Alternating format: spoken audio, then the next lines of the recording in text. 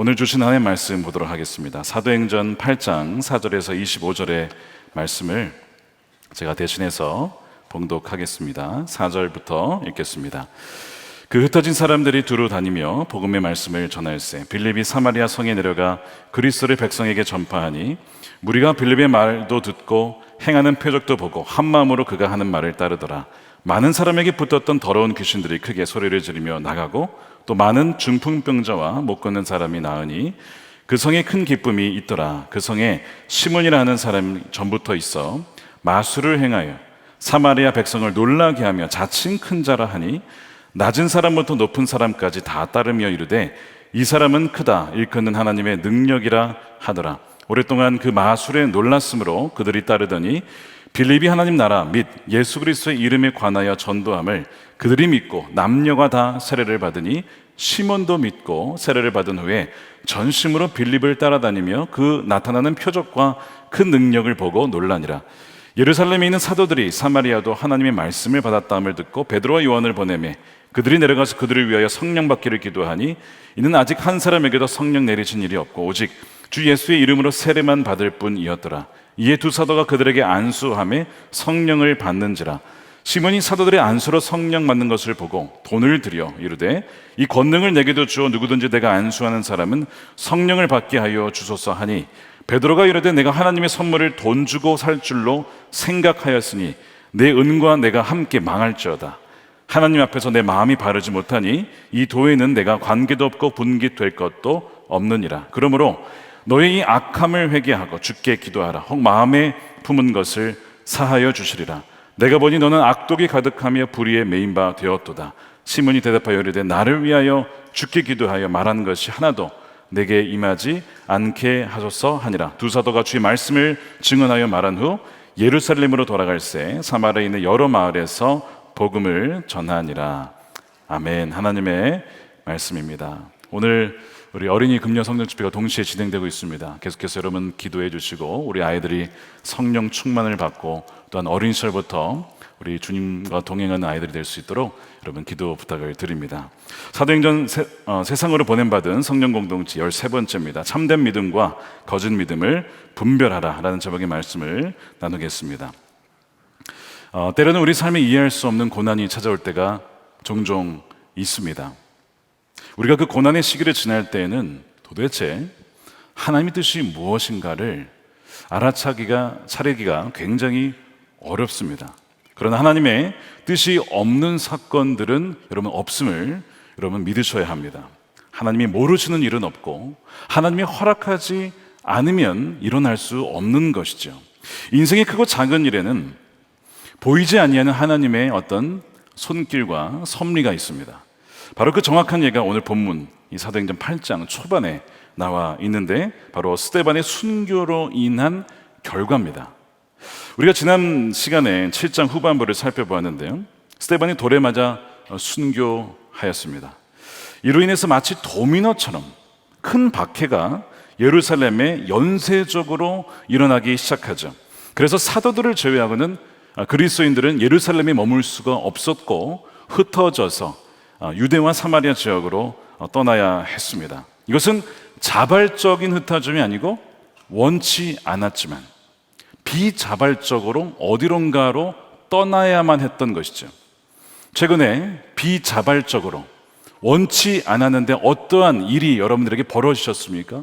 어디 가셔야 했습니까? 혹은 어디에 꼼짝없이 머물러야 했습니까? 비자발적인 일이 어떤 일이 벌어졌을 때 이해가 되지 않죠.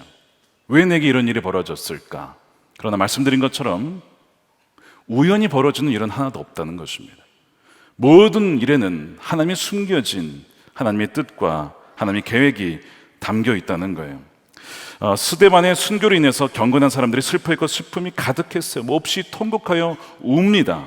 그러면서 이런 생각을 했을 겁니다. 아니 어떻게 이 경건한 자가 죽을 수 있는가? 하나님은 그분의 권능의 손으로 스데반이 죽지 않을 수 있도록 할 수는 없었던 것일까라고 하는 것이 그들 가운데 있었을 것입니다. 성경에 나와 있지는 않지만 충분히 가능한 생각들이죠. 큰 박해를 이끌었던 인물이 사울이었는데 성경에 보니까 교회를 무너뜨리기 위해서 없이라고 날뛰었다라고 성경은 말하고 있습니다.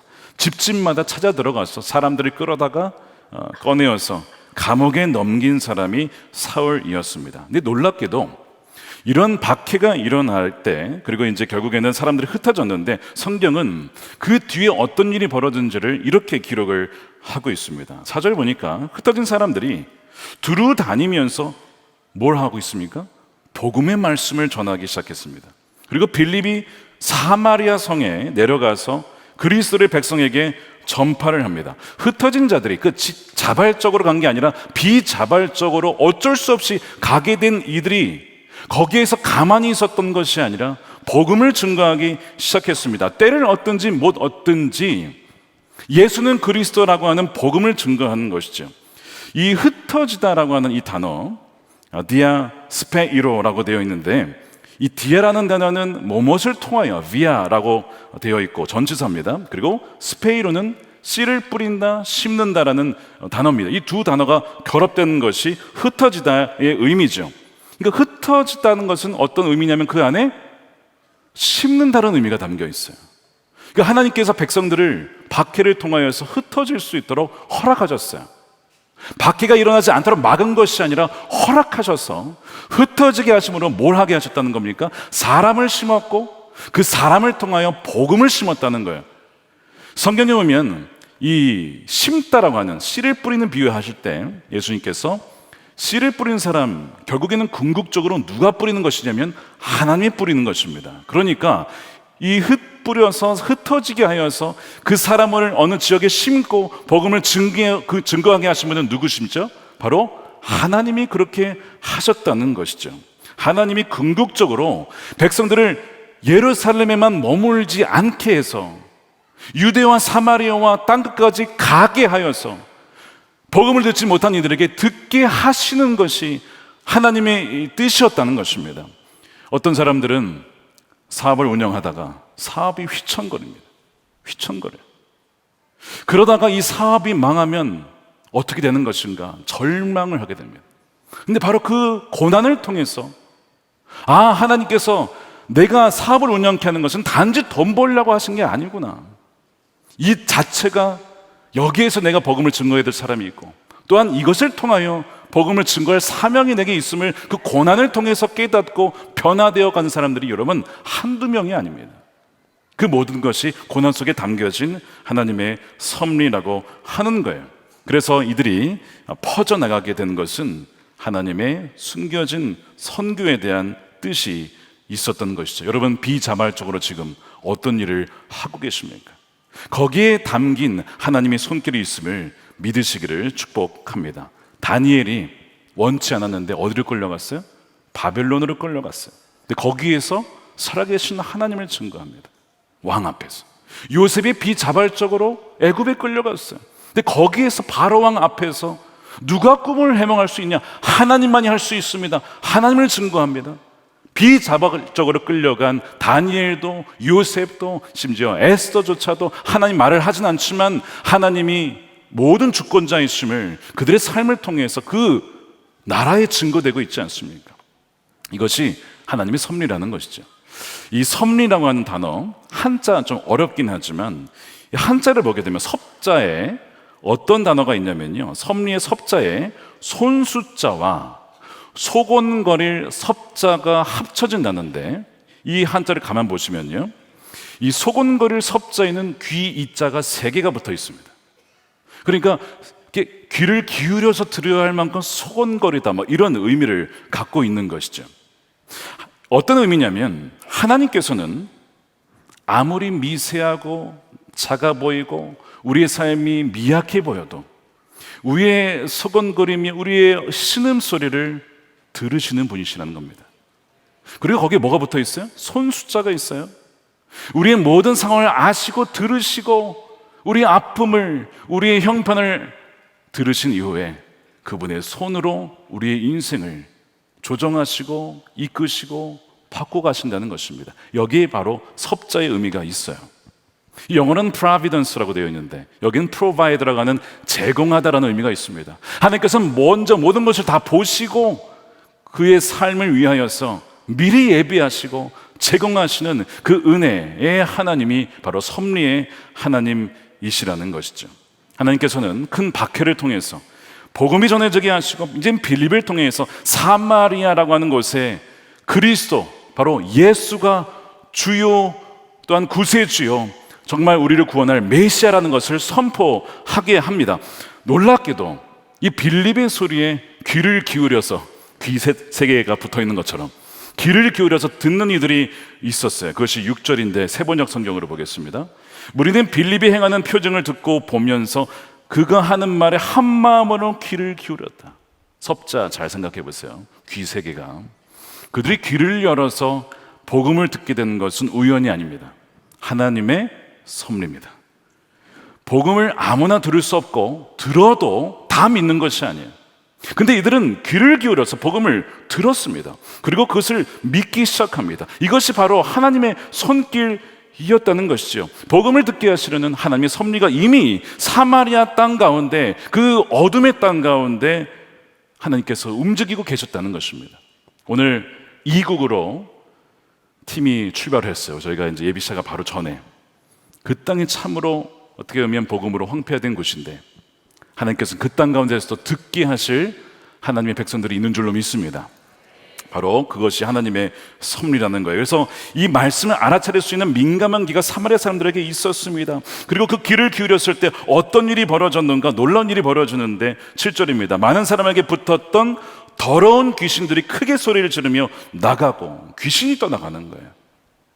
또 많은 중풍병자와 못 걷는 사람이 나오니 그 성에 큰 기쁨이 있더라. 놀라운 치유와 회복이 그 땅 가운데 일어나게 되었습니다. 언제요? 복음의 말씀에 귀를 기울이고 주 예수 그리스도를 믿을 때에 그 구원의 놀라운 역사가 일어나게 된 것이죠. 오늘 이 저녁에도 말씀을 듣는 가운데 여러분들이 병이 치유되고, 말씀을 듣는 가운데 여러분들의 악한 영이 떠나게 되는 구원과 회복의 역사가 일어나게 될 줄로 믿습니다.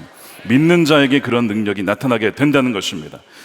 그래서 그런 믿음의 반응이 너무나 중요해요. 그 성에 큰 기쁨이, The Great Joy라고 큰 커다란 기쁨이 그 성에 가득했다는 거예요. 오랜 시간 동안 그 도시는 우울했고 어두웠고 자신의 삶을 귀히 여기지 않고, 왜요? 이 사마리아라고 하는 것은 버림받은 도시, 바로 그런 것이었어요. 왜 이렇게 큰 기쁨이 일어났을까? 여러분, 사마리아라고 하는 이 도시의 역사를 한번 보시면 이렇습니다. 남유다와 북이스라엘이 갈라졌을 때 아수르가 쳐들어와서 많은 사람들을 데리고 포로로 끌려갔습니다. 그리고 거기에 남아있는 사람들이 있었는데 외국에서 온 이주민들과 이들이 결혼을 해요. 그럴 수 있죠. 그렇게 되면서 인종적으로 섞이게 됩니다. 그건 큰 중요한 건 아니었어요.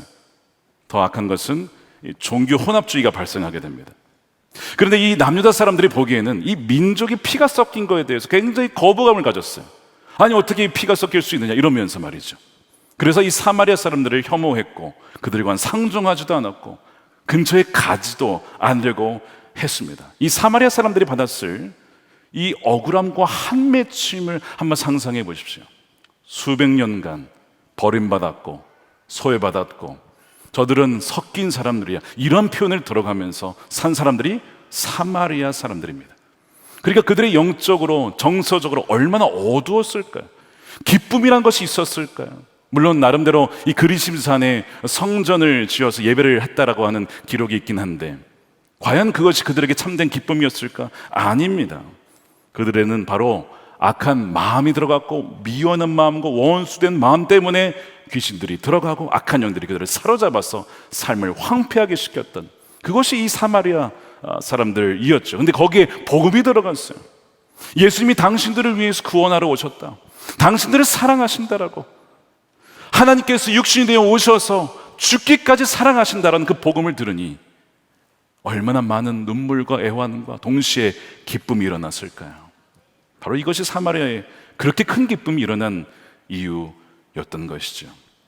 그래서 그들이 믿고 남녀가 다 세례를 받았다라고 12절에 나와요. 이 모든 일이 시작이 예루살렘의 큰 박해에서 시작이 된 거예요.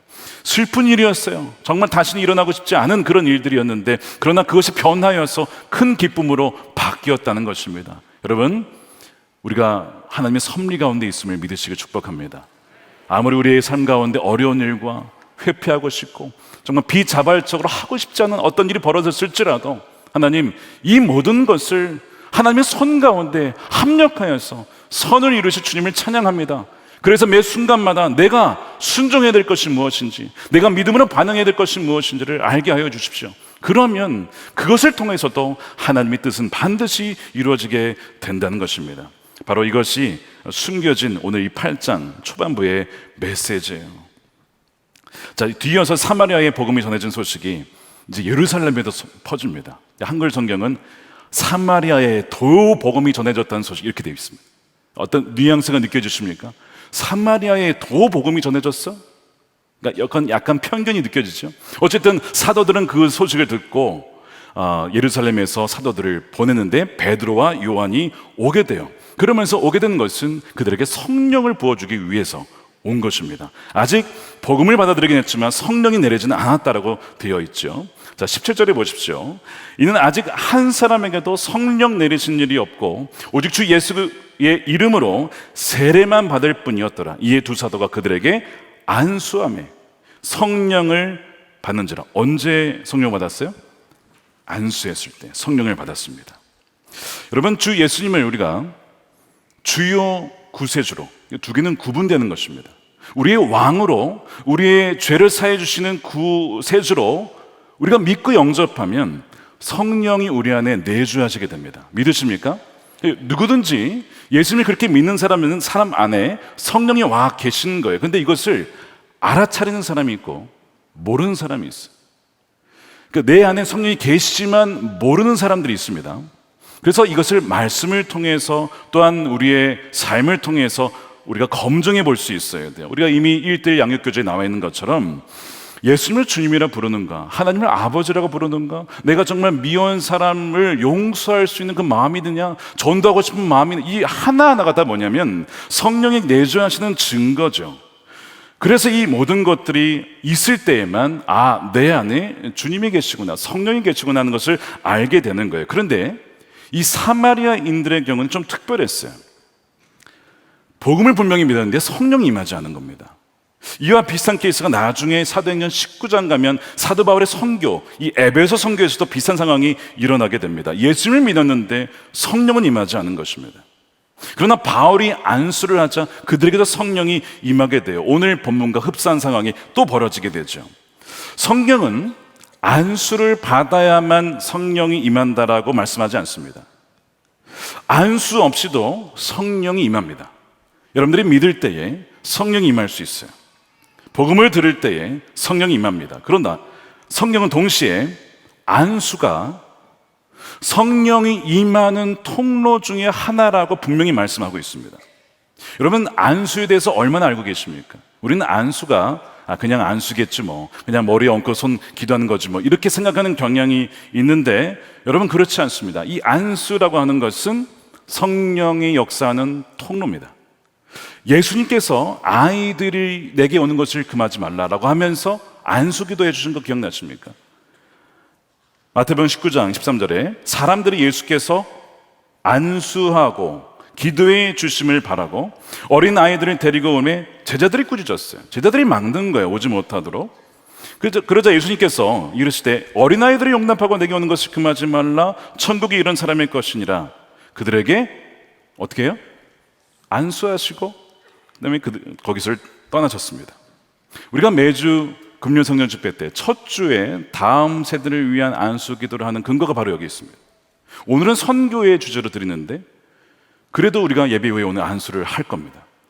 안수 기도가 성경에 나와 있어요. 바울은 디모데에게 내가 너에게 안수하여 하나님의 은사가 다시 부릴 듯하게 하려고 한다. 어떻게 해요? 안수하여서. 안수를 얘기하고 있어요. 또한 안수는 세례와 부활과 영원한 심판과 더불어서 기독교 가르침의 아주 기초입니다. 그게 어디 나와 있냐면 히브리서 6장 2절이에요. 세례들과 안수와 죽은 자의 부활과 영원한 심판에 관한 교훈의 기초입니다. 터를 다시 닦지 말고 완전한 대로 나아갈지니라. 왜 다시 닦냐면 이걸 모르는 거예요. 이게 왜 중요한 줄 모르는 거예요.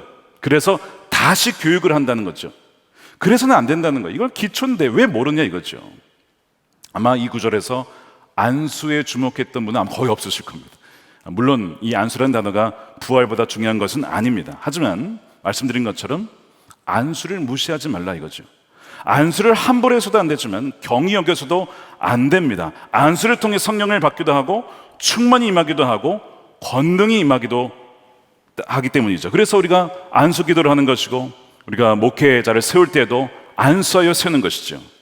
그 안수는 사람의 능력이 때문이 아니라 하나님의 권능 때문에, 그분의 은혜로 주어지는 거예요. 그래서 이 사마리아 사람들에게 안수했을 때 성령이 그들에게 임하게 되는 것이죠. 제가 미국에서 목회할 때 일이었습니다. 한 성도님이 극심한 우울증에 빠지셨어요. 이 우울증이 참 위험한 게 무엇이냐면, 극심한 우울증에 빠지게 되면 자꾸 스스로 목숨을 끊고자 하는 충동을 느낍니다. 약을 먹지 않으면 견디기가 너무나 어려운 것이죠. 이분도 그런 일을 겪으셨어요. 그래서 그분에게 매일 찬양과 기도와 말씀뿐 아니라 이 같이 드리는 특히 성령 집회에 꾸준히 나오십시오라고 권면을 해드렸어요. 근데 그분이 스스로 우울증이니까 올 수가 없어요. 누가 데리고 오셔야 되죠? 남편이. 그래서 남편이 그 아내분을 모시고 꽤 먼 거리였는데 금요일마다 금요 성령 집회에 참여하러 오신 거예요. 그리고 제가 그랬어요. 오시면 사람을 보고 나오는 것이 아니라 하나님을 기대하는 마음으로 나오셔서 안수 기도를 받으십시오. 그렇게 말씀드렸어요. 제가 그 말씀을 드렸습니다. 성경에 보면 예수님께서 베세다에서 눈먼 사람 안수하실 때 처음에 안수를 했는데 눈이 다 보이지 않았습니다. 그냥 나무가 보이는 것처럼 이렇게 희미하게 보이는 거예요. 두 번째로 예수님이 안수했을 때 완전히 보이게 됩니다. 마찬가지로 한 번 안수를 받았을 때 성령이 임하거나 또한 치유가 되는 것도 있지만, 여러 번, 두 번째, 세 번째, 네 번째 나중에 가면서 받게 되는 경우도 있으니 언제 하나님께서 역사할지 모르니까 사모하는 마음으로 나오십시오. 그렇게 말씀을 드렸어요. 근데 정말 남편분이 아내를 사랑하셔서 거의 매주마다 나오셔서 예배를 드리시고 안수 받으러 오신 거예요. 제가 그분을 위해서 거의 매주 안수 기도를 해드렸습니다. 거의 10번 이상 해드린 것 같아요. 그러니까 꽤 오랜 시간 동안 한 거죠. 거의 3개월 이상을 안수 기도를 해드렸어요. 어떻게 됐을까요? 나중에 그분이 그러시는 거예요. 우울증에서 해방이 됐다는 거예요. 목사님 감사합니다. 저한테 감사하지 마십시오. 하나님이 하신 것입니다. 그러면서 나중에 보니까 이분이 이렇게 밝은 분이었나. 항상 어두웠고 항상 우울했던 분이었는데, 아니 이렇게 밝은 분이었나. 나중에 그걸 보면서 저도 놀랄 정도로 하나님의 치유를 하신 것을 보게 되었습니다. 지난주에 어떤 성도님께서 이메일을 보내주셨어요. 비슷한 상황이었습니다. 오랜 기간 교회를 떠나 계셨어요. 그러다가 돌아오셨어요. 근데 돌아왔는데 얼마 안 돼서 코로나19가 터진 겁니다. 그래서 이 자신의 이 우울증이 더 심해지시게 된 거예요. 그러다가 그거를 온라인을 통해서 예배를 드리다가 현장 예배가 열리자마자 예배에 나오시게 되었고, 올해 초부터는 금요 성령 집회 현장 예배에 나오시게 되었습니다. 이분이 말씀을 듣다가 하나님에 대해서 오해하고 있던 것이 풀리게 됐습니다. 뭔지는 정확히는 모르겠어요. 근데 말씀을 통해서 교정이 된 것이고 믿음이 바뀌게 된 거예요. 그러다가 지난 5월 말에 안수를 받으러 나오셨어요. 용기 내어 나오셨습니다. 저희는 성도님들만 안수해드리지 않습니다. 타교회 분들이 많이 오세요. 제가 안수드릴 때는 한 20%, 30%는 다 다른 교회에서 오시는 분들입니다. 다른 목사님도 아마 마찬가지실 거예요. 누구든지 오실 수 있거든요. 근데 이분이 성도님이신데 안수 기도를 받으러 오신 거예요. 그러면서 기도 제목은 딱 하나였습니다. 한 줄이었어요. 우울증과 불면증이 사라지게 하소서. 딱 한 줄이었어요. 그럼 어떻게 기도해야 돼요? 그러면 성령님 인도해 주십시오. 어떻게 무엇을 기도해야 될지 저는 알지 못합니다. 주님을 의지하면서 기도를 해드렸는데, 그러고 나서 이제 가셨어요. 완전 그런가 보다 하고 이제 저는 지나갔는데 지난주에 이메일이 오신 거예요. 그러면서 이런 간증을 하신 겁니다. 기도가 시작이 되고 잠시 후에 뜨거운 무엇인가가 저의 뒤에서 온몸을 향해 있었고 소리도 커졌습니다. 놀라서 그저 눈물만 흘리고 있을 때 목사님의 기도가 끝나기 조금 직전에 그것이 멈추었고 하나님께서 제게 주시고자 하는 말씀을 들을 수 있었습니다. 이제는 주님이 제 곁에 계신 사실이 믿어지고 매일 감사하게 되었고 그동안 눈물 흘리셨을 주님이 느껴집니다. 이제는 제 자신을 많이 사랑하려 합니다. 그동안 자신을 사랑하지 못했던 거죠. 기도해 주셔서 감사합니다. 저도 늘 기도하는 성도가 되겠습니다. 누가 하신 겁니까? 주님이 하신 것이죠. 주님이 하신 거예요. 주님께서 안수할 때에 그의 영혼과 그의 마음을 만지셔서 치유해 주신 놀라운 은혜가 있었던 겁니다. 정말 주님의 역사죠. 제가 종종 그런 기도를 드렸어요. 사실 주님, 다른 분들의 불면증과 우울증은 치유해 주신 저의 불면증은 왜 치유해 주시지 않습니까? 제가 좀 불면증이 있어요. 어느 날 주님께서 말씀해 주셨어요. 다윗아, 커피를 끊어라. 알겠습니다. 커피를 끊었더니 잠이 막 쏟아지는 거야. 너무 잘 자. 주님이 다 알려주신다니까요.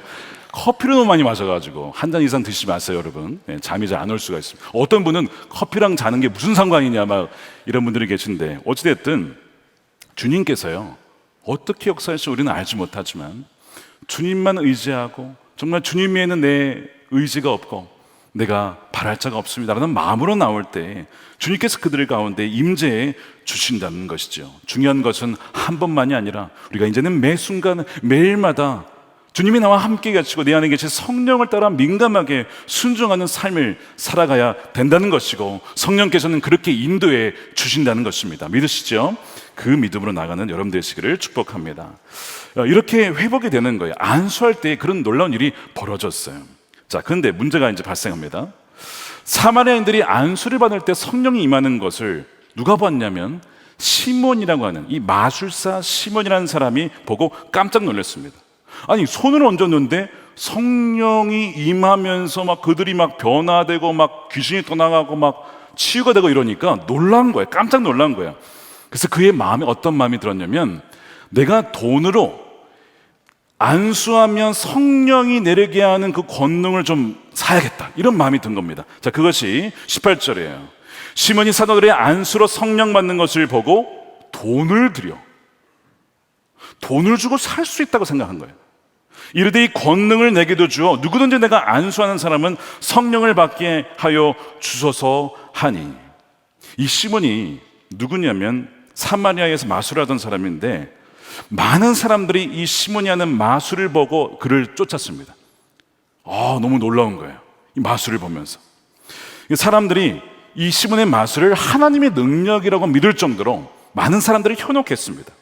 근데 갑자기 어느 날 빌립이라는 사람이 와가지고 막 병든 자를 고치고 막 귀신 떠나가니까 사람들이 다 그에게, 이 빌립에게로 몰리게 되었죠. 그러면서 이 빌립의 비밀이 무엇일까를 보니까 안수예요.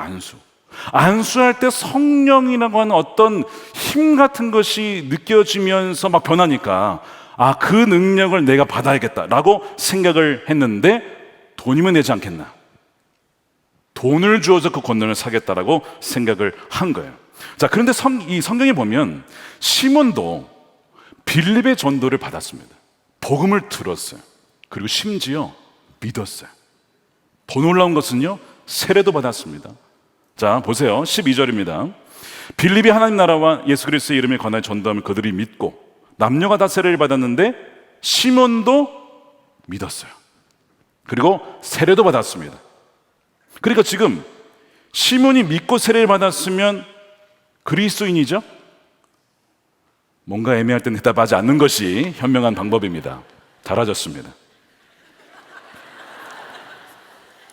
뭔가 함정처럼 느껴져. 뭔가 질문이. 시몬이 믿고 세례를 받았으면 그리스도인이라고 해줘야죠. 그렇잖아요. 여러분, 주일날 세례 받았는데 당신 그리스도인이 아닙니다, 이래 되겠냐고요. 당연히 그리스도인으로 여겨주는 거죠. 믿는 것이죠. 감사하다, 이렇게 하는 거예요. 그러니까 시몬도 믿고 세례를 받았으니 그리스도인이라고 여겨줄 수 있는데, 이 사람이 어떤 사람이었냐? 자, 좀 특이한 사람이에요. 9절에 보니까요, 그는 자칭 스스로 자기가 큰 자라고 했던 사람입니다. 나는 참 위대한 사람이야, 나는 참 큰 자죠, 나보다 더 위대한 사람이 어디 있겠어. 이게 시몬이었어요. 물론 복음을 듣기 이전에, 믿기 이전에는 이럴 수 있다고 칩시다. 그리고 이기적이었고 자기 중심적이었어요. 사람들은 다 그런 성향이 있습니다. 자, 그러면 예수님을 믿고 나서 이 본성이 바뀌었냐를 봐야죠. 믿은 다음에 바뀌었냐를 봐야죠. 바뀌었을까요? 아닙니다. 바뀌질 않았어요. 자, 19절 보십시오. 이 권능을 내게도 주어서 누구든지 내가 안수하는 사람을 성령을 받게 하여 주소서. 자, 이 구절 가만히 보게 되면요, 시몬은요, 성령에 의해서 통제받고 따라가는 삶에 대한 관심이 없습니다. 시몬의 관심은 내가 성령을 통제하려고 하는 데 있습니다. 성령을 구하는 것이 아니라, 성령 그 자체를 구하는 것이 아니라 성령이 임하게 하는 어떤 권능, 성령이 주신 어떤 선물을 구하는 것을 보게 돼요. 그는 성령에 관심이 없어요. 여러분들 정말 성령 하나님을 갈망하십니까? 아니면 그분이 주시는 그 어떤 것에 관심이 있으세요? 성령으로 말미암아 치유가 되어지고 성령을 말미암아 권능이 주어진 그 어떤 것에 관심이 있어요? 아니면 그냥 그 자체로 성령이신 예수 그리스도 영이신 성령의 그 하나님을 원하십니까? 굉장히 중요한 포인트입니다. 참된 믿음과 거짓 믿음을 분별하는 시금석이 여기에 있어요. 내가 정말 기도하고 원하는 것은 주님 그분이신가? 정말 성령 그분이신가? 아니면 그분이 주시는 그 어떤 유익인가? 이건 굉장히 중요한 포인트입니다. 더 분명한 증거가 있습니다. 성령이 임하는 권능을 돈으로 사려 했다는 부분이 있습니다. 자, 18절이죠. 시몬이 사도의 안수로 성령 받는 것을 돈으로 드려, 돈으로 하나님의 역사를 이루려 하는 것, 이건 명확하게 위조된 신앙이요 거짓된 믿음의 특징입니다. 시몬은 성령을 따라 살아가는 일, 사는 일에는 관심이 없었고, 시몬은 성령의 권능을 돈으로 사는 일에 관심이 있었습니다. 말이 비슷해 보이지만 전혀 다른 거 아시죠? 성령을 따라 사는 삶과 성령의 권능을 사는 삶은 너무 다른 것이죠. 돈으로 무엇을 살 수가 있을까요? 물건은 살 수 있지만 성령과 그분의 역사를 살 수는 없습니다. 성령은 물건이 아니에요. 그것이 아닙니다. 성령은 바로 인격체이시죠. 바로 하나님 그분이십니다. 그리스도의 영, 바로 그분이시죠. 그러므로 우리가 성령을 더 많이 소유하여서 성령을 사용하는 것이 아닙니다. 반대예요. 성령께서 더 우리를 소유하셔서 성령께서 우리를 사용하실 수 있도록 해야 됩니다. 방향이 완전 다른 거 아시죠? 우리는 어떨까요? 우리는 정말 성령을 원하는 것이 그분에 의해서 통제를 받고 그분에 의해서 살아가서 정말 하나님의 뜻대로 살아가는 삶을 살기 위해서 성령을 구하는 것이냐, 아니면 성령을 구하여서 내가 성령을 통제하여 내 뜻과 내 마음과 욕심대로 성령을 사용하기 위해서 하나님을 구하는 것이 아닌가. 두 개는 전혀 다른 것인데 시몬은 이 점을 모르고 있었습니다. 그리고 오늘날 적지 않은 성도들도, 그리스도인들도 비슷한 상황에 있는지도 몰라요. 사마리아 많은 사람들이 믿고 정말 세례를 받았고 성령까지 받았습니다. 근데 그 중에 이 시몬과 같은 사람이 같이 섞여 있었어요. 빌립은 그걸 알았는지는 모르겠어요. 성경에 나와 있지 않기 때문에. 그런데 베드로는 알았습니다. 이 사람의 믿음이 가짜다, 위조된 신앙이다라는 것을 간파합니다. 그리고 베드로는 시몬을 영적 권위로 책망을 하죠. 자, 20절입니다. 베드로가 이르되 내가 하나님의 선물을 돈 주고 살 줄로 생각하느냐? 너가 은과 내가 함께 망할지어다. 아나니아 삽비라가 성령을 속이려 하다가 내가 얼마나 헌금을 많이 했고 제사를 많이 바쳤는지를 속이려 하다가 그 자리에서 망했어요. 정말 말 그대로 죽었습니다. 사실상 이 마술사 시몬도 그에 못지않지요. 성령의 역사를 돈으로 움직이려는 것이 얼마나 어리석고 악한 죄일까요? 그러나 사실 인류와 교회 역사를 보게 되면 종교를 상업화하려는 시도들이 참 많이 있었습니다. 여러분 잘 아시는 것처럼 중세교회에 면죄부라고 알려있지만 사실상 엄밀히 더 정확한 표현은 면벌부입니다. 벌을 면제해 주겠다. 뭐 하면요? 돈으로 이걸 사면 당신이 나중에 받게 될 벌이 다 면제가 된다. 그러니까 사라 이거예요. 이렇게 돈 주고 팔았단 말이에요. 이것이 중세 교회였습니다. 근데 지금도 교회를 돈으로 주고 사는 일, 안타깝게도 직분을 돈으로 주고 사는 일들도 있지 않습니까? 이것이 시몬이 하려는 일과 무슨 차이가 있을까요? 영어에 사이몬이라고 하는 단어가 있습니다. 사이몬이. 자막을 띄워주시면요, 성직 매매라는 뜻입니다. 바로 이 시몬이라는 이 이름에서 나온 단어예요. 성직을 매매하고 어떤 성령의 역사나 어떤 영적인 역사를, 권능을 돈으로 사려고 하는 것에서 비롯된 단어이지요. 내가 가난한 사람들에게 돈을 많이 주면 하나님께서 내 인생을 풀게 해주실 거야. 앞에는 맞아요. 우리는 베풀라고 했기 때문에 모든 것이 주님이 주신 것이므로 우리의 삶 속에는 분명히 재산 중에는 이웃의 것이 있습니다. 나누는 것이 마땅합니다. 그런데 그렇게 하면 내 인생을 풀게 해주실 거야. 이거는 아니라는 것입니다. 이건 하나님과 거래하는 것입니다. 돈으로 사라는 것과 비슷한 거예요. 헌금을 많이 하면 하나님께서 막힌 것을 풀어주시지 않을까? 비슷한 것입니다. 사이몬입니다. 시몬의 영향을 받은 것이죠. 우리의 삶을 점검해 보십시다. 우리가 어떤 마음으로 봉사하고 섬기고 예배하고 선교하려고 하는지, 우리 마음의 깊은 곳을 성령을 통해서, 말씀을 통해서 비춰볼 수 있어야 한다는 겁니다. 베드로의 20절 말씀 참 강한 말이에요. 은과 함께 망한다. 이걸 뭐 어떻게 이런 말을 담대하게 할 수 있을까요? 제가 했으면 다 떠나갔을, 성도들 다 떠나갔을 거야. 아마 시험 들었다고.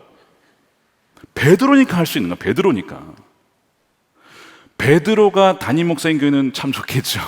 저도 가고 싶습니다. 그 교회. 근데 사실 우리가 초대교회에 대한 좀 환상이 있어요. 누구나 다 올 수 있고 문턱이 낮은 교회를 꿈꾸고 정말 그렇게 오는 곳이 교회입니다. 그런데 누구나 다 남아있을 수는 없어요. 은과 함께 내가 망할지어다, 이 말씀을 듣고 끝까지 남을 성도님들이 얼마나 계실까요? 그러나 이것은 진리의 말씀이었어요. 진리의 말씀이었어요. 그 영혼이 죽어가고 있기 때문에 살도록 하기 위해 회개를 촉구하는 메시지를 지금 베드로는 하고 있는 것입니다. 돈으로 무엇이든 살 수 있고 돈의 힘을 믿고 숭배하는 자는 하나님을 동시에 섬길 수 없기에 이대로 가면 망하는 것이 맞거든요. 그러므로 회개하라고 지금 촉구하는 것이잖아요. 당신 이 상태면 지옥 가는 것입니다. 망하는 것입니다 라고 말할 수 있는 교회가 건강한 교회 아닙니까? 그거를 두려워하고 성도들이 떠나갈까 봐 무서워해서 피한다면 그건 병든 교회인 것이죠. 베드로가 담대하게 꾸짖는 거예요. 그 꾸짖는 것은 미워서가 아니에요. 긍휼의 마음 때문에 살아야 하니까 외치는 것입니다. 베드로가 여기서 하나님의 선물이라고 했는데, 이 선물은 유산, 특권이라고 번역이 되기도 하는데 돈으로 살 수 없는 거예요. 하나님의 자비로운 사랑과 은혜에 따라 주어지는 것이거든요. 하나님께서 우리에게 주신 것들 다 주님이 주신 것인데 하나님 감사합니다. 11조를 떼어드리고 그 이상을 내어드리고 기꺼이 주님께 기쁜 마음으로 자발적으로 믿음의 행위로 감사의 표현으로 드리는 것이죠. 무엇인가 더 얻기 위해서, 더 내 인생에 성공하기 위해서 드리는 것이 아니라는 것이죠. 그러나 만일 돈으로 하나님의 선물과 성령의 역사를 움직이려 한다면요, 이것은 시몬과 같은 위조된 신앙이에요. 이건 부패한 신앙입니다. 거짓 믿음입니다. 만일 우리에게 한번 점검해 봅시다. 돈이 있어야 하나님 일을 할 수가 있어요. 만약 이런 생각이 있다면 우리는 어느덧 시몬을 닮아가고 있는 것인지도 모릅니다. 돈이 있으니까 교회가 될 거고 반대로 돈이 없으니까 교회가 안 되고 성교하지 못할 거야. 여러분, 이것이 바로 신학이 병들었던 것이고 시몬의 생각입니다. 시몬처럼 변해가고 있는 거예요.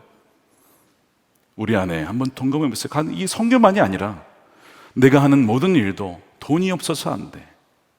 정말 돈이 없어서 안 되는 것일까요? 아니면 주님을 온전히 신뢰하지 못해서 안 되는 것일까요?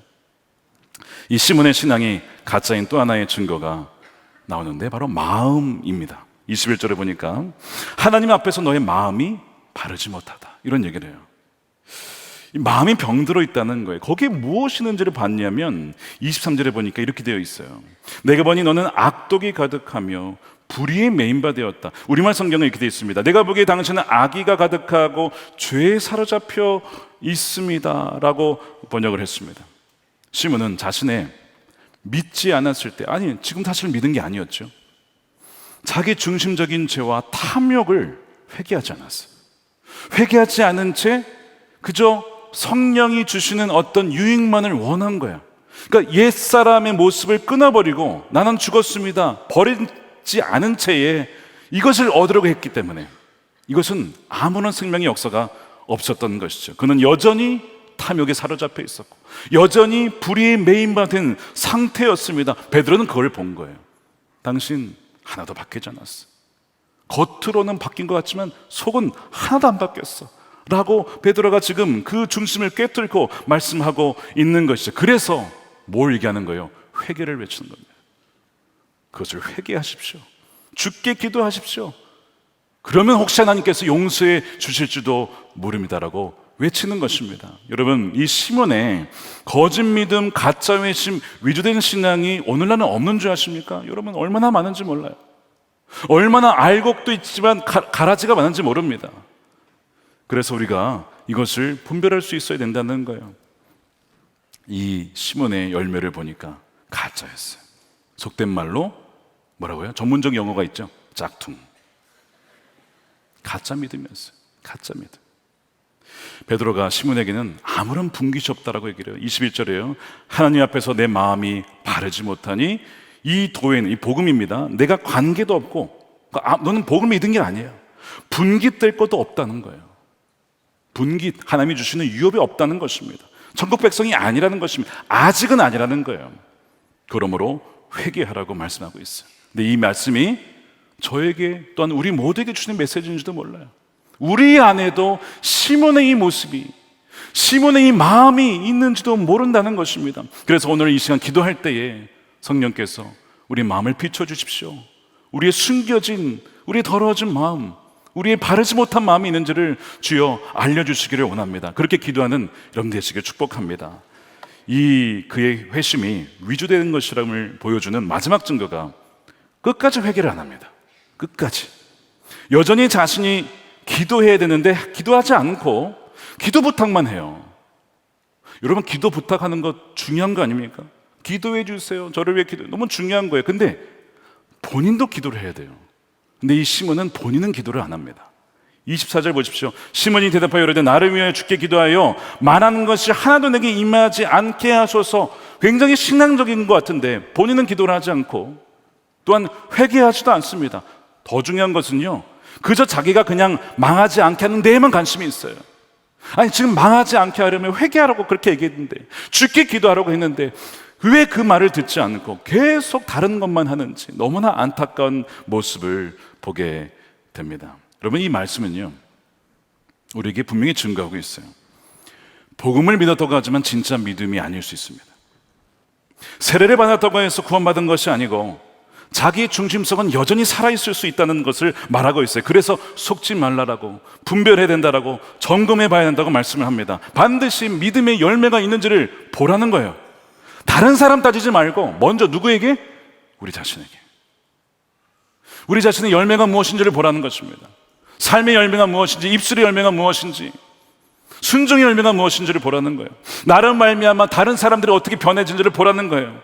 생명이 있으면 그 주변의 사람들이 생명으로 변하거든요. 그것이 있느냐를 보라는 것입니다. 그게 아니라면 아무리 내가 입술로 믿음을 외치고 찬양을 하고 기도를 해도 그는 가짜일 수 있다는 것을 성경은 말하고 있어요. 많은 것이 같아 보여도 끝이 다르면 뭐예요? 그것이 이단입니다. 이단의 의미가 뭐죠? 끝단자에 달을 이자 아닙니까? 다 같아. 정통신앙 다 같은데 끝에가 다른 게 이단이에요. 이단일 수 있다는 거예요. 순교자 폴리캅의 제자요, 초대교회 이단과 치열한 싸움을 벌였던 리옹의 이레니우스가 이 마술사 시몬 마구스를 가리켜서 모든 이단의 기원이라고 평가를 합니다. 왜냐하면 이 사람으로 인해서 영지주의라고 하는 이단이 생깁니다. 그러니까 뭐냐면 영지주의는 영적인 것만 선한 것이고 물질은 다 악한 것이다. 이게 영지주의예요. 하나님이 창조하신 걸 다 선하게 지으셨다고 했는데 왜 물질을 악하게 보냐 이거예요. 우리 몸이 악한 겁니까? 이 물건이 악한 겁니까? 그렇지 않잖아요. 그런데 그것을 다 악하다고 보고 영적인 지식이 있어야 뭐 구원받는다. 이 뿌리가 바로 이 시몬에게 있다는 것이죠. 어떻게 사마리아의 성령의 역사가 일어날 때 이런 시몬과 같은 사람이 있을 수 있을까요? 여러분 기억하셔야 됩니다. 이것이 교회 역사의 패턴입니다. 하나님께서 참된 신자를 심고 또한 구원하실 때마다 마귀도요 가짜를 심는 것이 패턴입니다. 여러분 우리가 뭐 그런 얘기 하잖아요. 어떤 제품이 있고 가방이 있을 때 이건 진짜가 있는데 뭐가 있어요? 가품이 있어요. 가품이 왜 있습니까? 진품이 있기 때문에 가품이 생기는 거예요. 똑같습니다. 성령의 진짜 역사와 성령의 살아계심이 있는데 그를 카피하는 가짜 위조된 그런 신앙도 마귀도 만든다는 거예요. 말씀드린 것처럼 알곡이 있어요. 좋은 씨를 심었습니다. 그런데 다음날 보니까 가라지 잡초가 있네. 누가 심었을까요? 예수님이 뭐라고 하십니까? 주인이 그러되 원수가 그랬구나. 원수가 심었다는 거예요. 헷갈리게 만드는 거예요. 속게 만드는 거예요. 사도 바울이 고린도후서 11장에 보면요, 고린도 교회 편지를 하면서 거짓 사도가 있다, 속이는 일꾼이 있다라고 경고를 해요. 근데 이것이 이상한 일이 아니래요. 왜냐하면 사탄도 광명한 천사로 가장하기 때문에. 그러므로 속지 않도록 깨어 분별하라는 것입니다.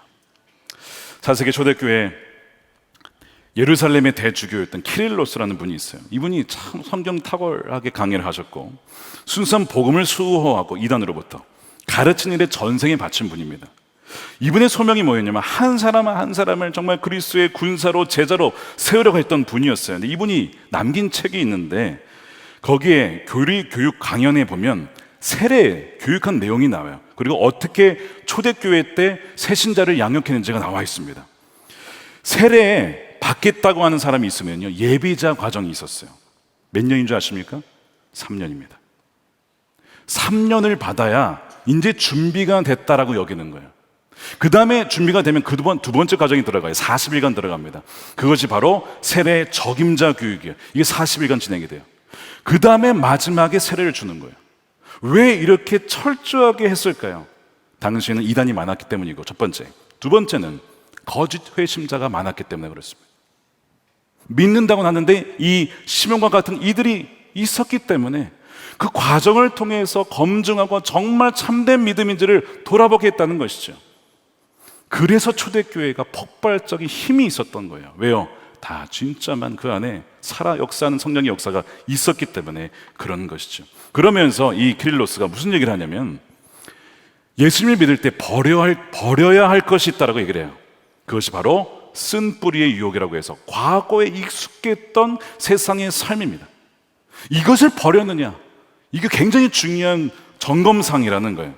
아무리 어떤 사람이 성도들과 교제를 원하고 공동체 하기를 원해도 세상의 탐욕스러운 삶을 버렸느냐, 이 부분이 확실하지 않으면요 세례를 주지 않습니다. 예수님을 믿었다고 해도 그의 삶이 바뀌었느냐, 이게 점검되지 않으면 세례를 주지 않았어요. 그렇게 철저하게 점검한 이유는요, 시몬과 같은 위조된 신앙을 막기 위해 회개에 합당한 열매가 있는지를 점검한 이후에 세례를 준 것이에요. 근데 오늘날 교회와 비교해 보면 얼마나 달라져 있습니까? 오늘 말씀은요, 시몬과 같이 속이는 일꾼과 이단이 있음을 경고하고 있어요. 근데 말씀드린 것처럼 다른 사람보다 누구에게 적용해야 될까요? 내 자신입니다. 우리의 믿음을, 우리의 중심을 점검해야 돼요.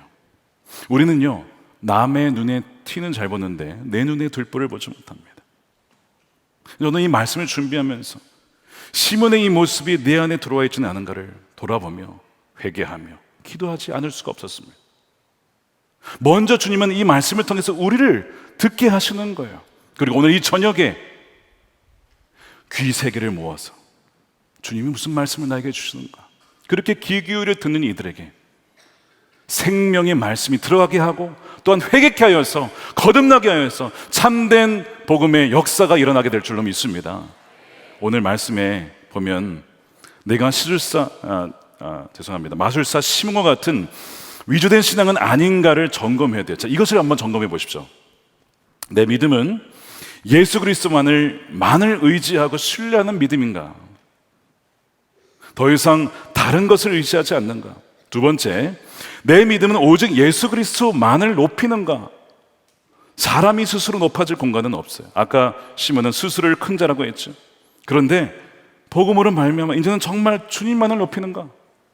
세 번째는요, 내 믿음은 사람을 좇는 추종자가 아니라 그리스도를 따르게 하는 제자를 만들고 있느냐? 나로 말미암아 내 믿음 때문에 누군가가 나를 쫓거나 나를 추종하는 것이 아니라 정말 주님을 따르게 되는 제자로 세워지고 있느냐?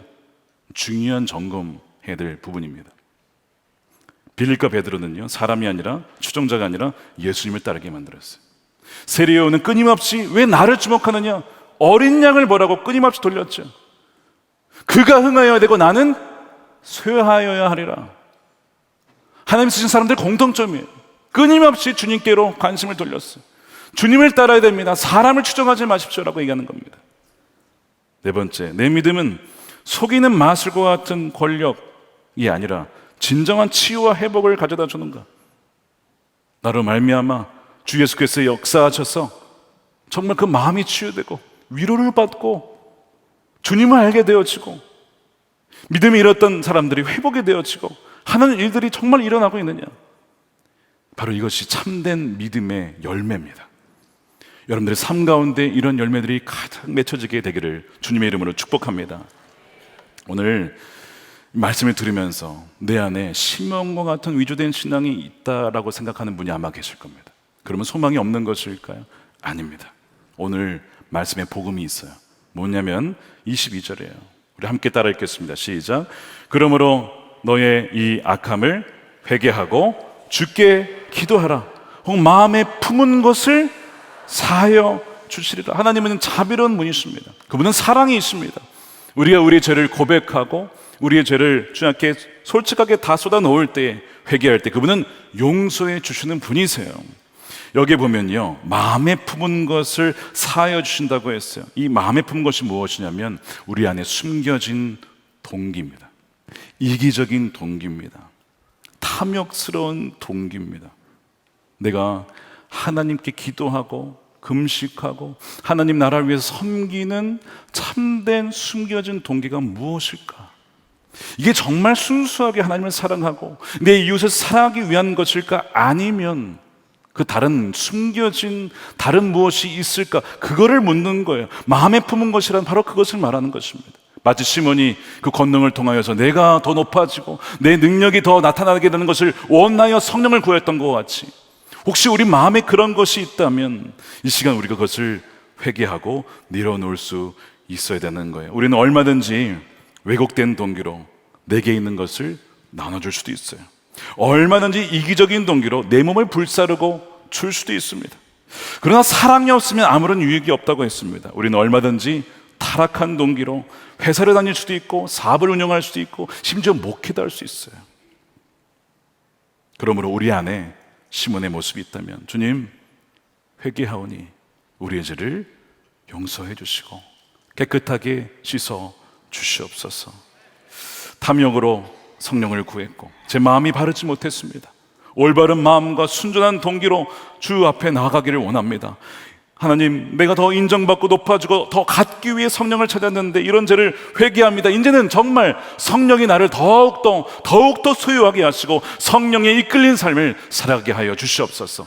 그렇게 기도할 때에 정말 오늘부터 성령께서 여러분들의 삶을 친히 인도하여 주셔서 하나님의 뜻이 성취되어지고 하나님의 뜻을 따라 살아가는 여러분들의 삶이 되게 될 줄로 믿습니다. 위조된 신앙이 아니라 참된 믿음으로 그렇게 주님과 날마다 성령을 따라 동행하시는 여러분들의 복된 삶이 되시기를 주님의 이름으로 축원드립니다. 아멘. 우리 함께 찬양하시고 기도한 시간 갖겠습니다. 우리 성령이 오셨네. 이 시간 우리 찬양할 때 우리 안에 이미 성령이 내주에 계시지만 그 성령으로 충만하여 정말 성령의 뜻을 따라 한 걸음 한 걸음 순종하며 결정하며 따라가게 달라고 그 고백으로 우리 함께 찬양하겠습니다.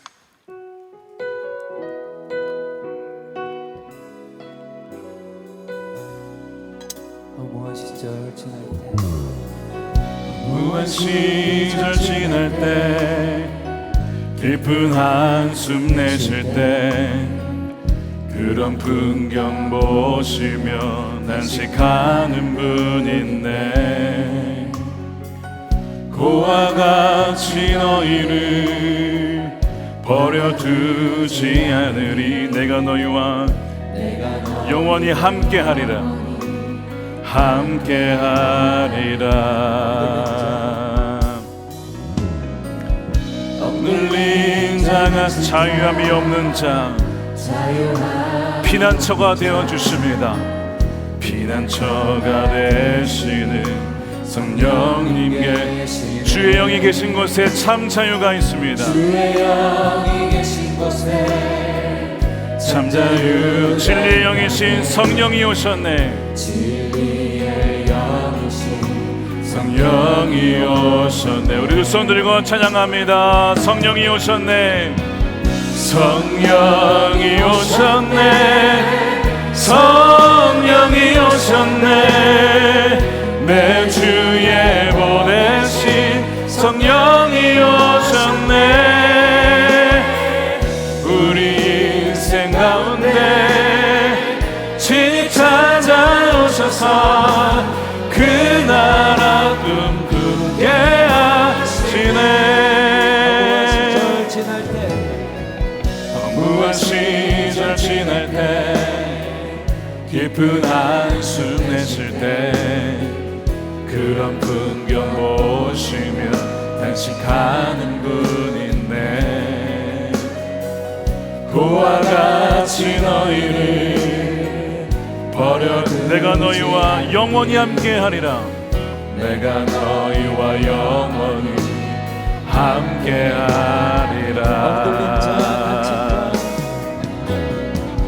억눌린 자 갇힌 자 자유함이 없는 자 피난처가 되시는 성령님 계시네. 주의 영이 계신 곳에 주의 영이 계신 곳에 참 자유가 있다네. 진리의 영이신 성령이 오셨네. 성령이 오셨네. 성령이 오셨네. 성령이 오셨네. 내 주에 보내신 성령이 오셨네. 우리 인생 가운데 친히 찾아오셔서 그 나라 꿈꾸게 성령이 오셨네. 성령이 오셨네. 성령이 오셨네. 내 주에 보내신 성령이 오셨네. 우리 인생 가운데 친히 찾아오셔서 그 나라 우리 성령이 오셨네. 한 번 더 찬양합니다. 성령이 오셨네. 성령이 오셨네. 성령이 오셨네. 내 주에 보내신 성령이 오셨네. 우리 인생 가운데 친히 찾아오셔서 그 나라 꿈꾸게 하시네. 그 나라 꿈꾸게 하시네. 그 나라 꿈꾸게 한 번 더 그 나라 꿈꾸게 하시네. 그 나라 꿈꾸게 하시네. 아멘. 주님을 찬양합니다. 온전히 주님만이 우리의 전부가 되십니다. 이 시간 그 성령께서 우리 안에 와 계시고 이 자리에 함께 하심을 믿습니다. 우리가 함께 이 시간 기도할 때 먼저 첫 번째로 우리 하나님의 섭리를 기억하십시오. 고난 속에서 하나님의 섭리를 깨달을 수 있는 그 눈이 열리게 하여 주시옵소서. 고통 중에도 믿음이 흔들리지 않도록 인도하여 주시고 비자발적으로 이루어진 나의 삶 가운데서 선하신 계획이 있음을 신뢰하고 주만을 따르게 하여 주시옵소서. 이 믿음 가지고 주여 한번 부르고 기도하도록 하겠습니다. 주여, 할렐루야. 감사 하나님, 주님, 하나님, 내가 원치 않았던 어떤 삶의 역사를 할지라도 하나님께서 그 일을 통하여서 놀라운 구원과 선교의 역사를 이루어가심을 믿고 감사를 드립니다. 할렐루야. 하나님, 모든 것이 하나님의 손 안에 있습니다. 하나님 섭리 가운데 있음을 선포합니다. 하나님의 강력한 주의 주권 가운데 우리 삶이 살아가고 있음을 믿으며 내 수가 마가 주의 인도하심을 따라 내가 순종할 것이 무엇인가를 알게 하여 주시고 그 섭리의 소개를 따라 살아가게 하여 주시옵소서. 하나님, 내 순간 귀를 기울여서 주님이 말씀하시고 인도하신 것 무엇인가를 알게 하여 주시옵소서. 할렐루야. 주님 찬양합니다. 하나님의 섭리를 신뢰하오니 주의 강하신 손으로 주님 붙잡아 주시옵소서. 하나님 약한 손으로 인도하여 주시옵소서. 하나님 주여, 아버지 하나님, 그렇습니다. 어떤 것도 그냥 이루어지는 것이 없습니다.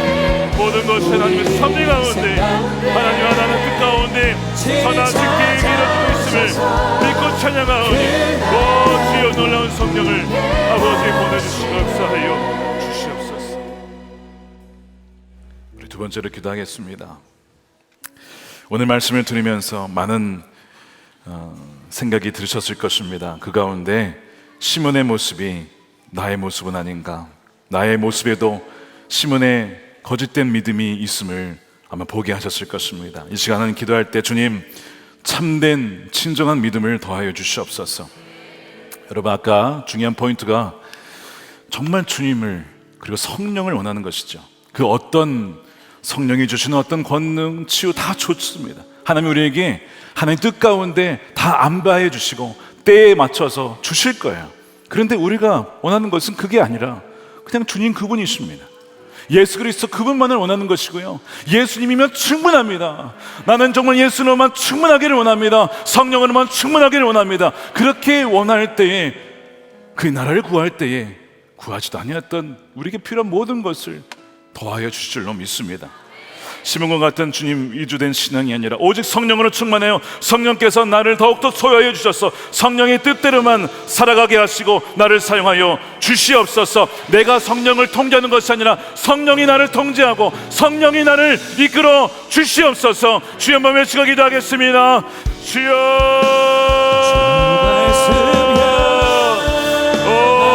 주님 그렇습니다.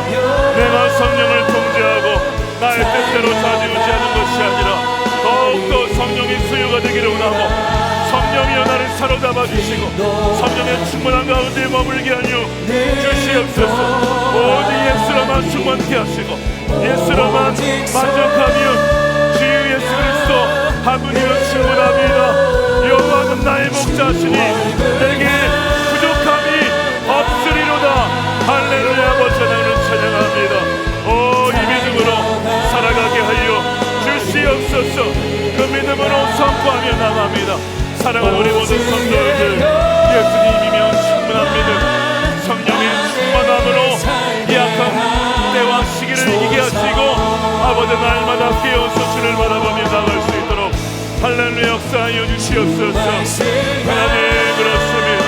우리에게 참된 믿음이 아버지 신앙을 더하여 주시옵시고 우리 안에 거짓된 가라지와 같은 믿음이 있다면 회개하오니 주여 우리를 용서해 주시고 주여 성령을 새롭게 하여 주시옵소서. 우리의 모든 더러운 모든 것들을 회개합니다. 우리의 마음에 다른 것을 원했던 것을 회개합니다.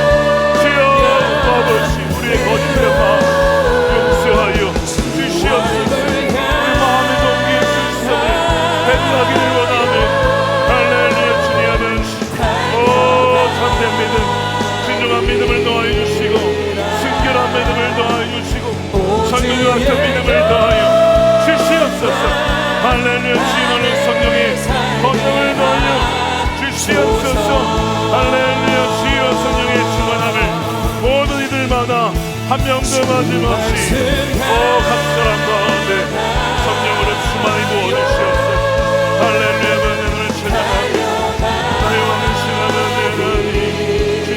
갈망하며 바라봅니다.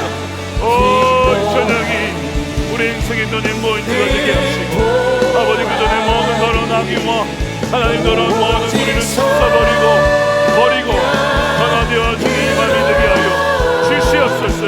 고집됩니다. 껍데기 신앙을 버리고 다시는 이를 돌아보지 않게 하시고, 하나님의 주님만을 신뢰하며 나갈 수 있도록 역사하여 주시옵소서. 찬양합니다.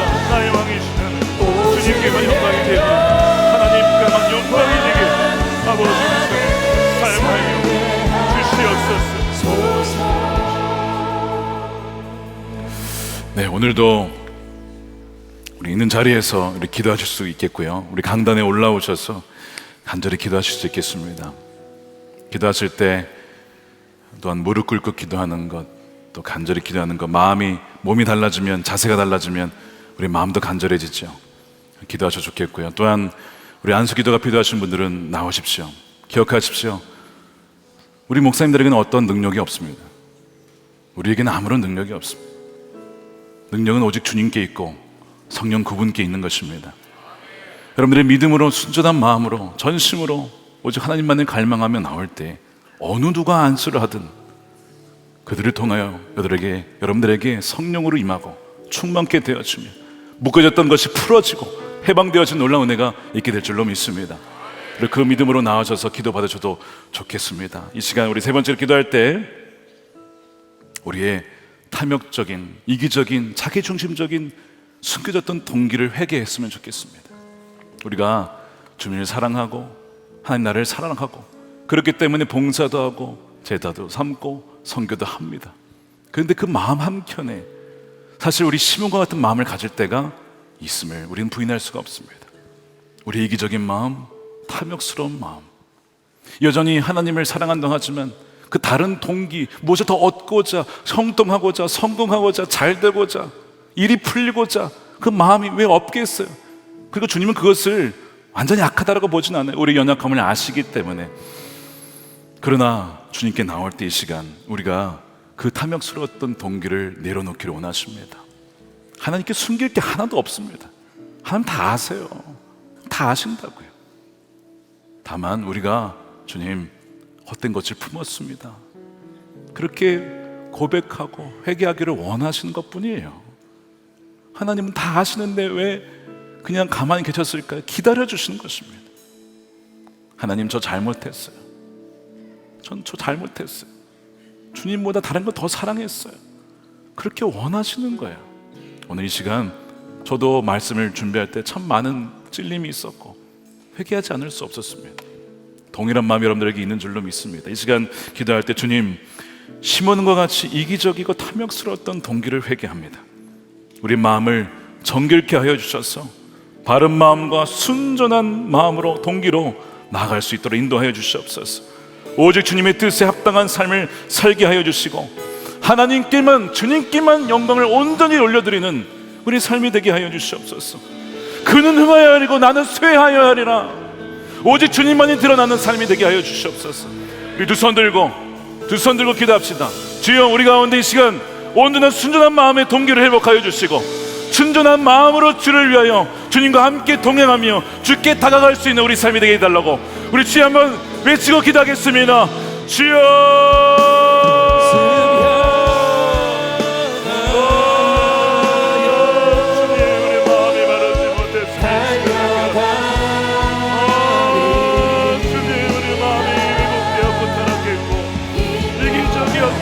자기중심적이었으니 탐욕스러웠던 우리 마음의 동기를 회개합니다. 시몬과 다를 바도 없었던 것이 우리 마음이며 우리 삶이었음을 회개합니다. 이 시몬이